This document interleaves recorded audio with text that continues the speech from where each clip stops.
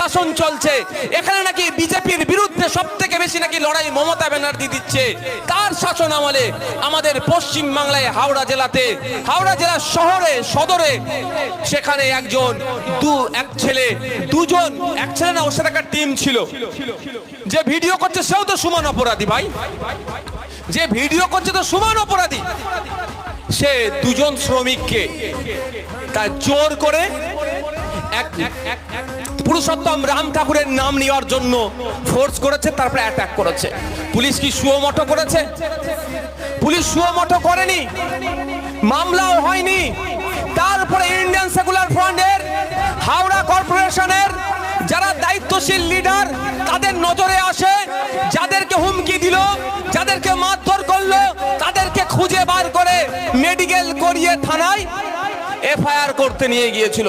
FIR এর ভিত্তিতে arrest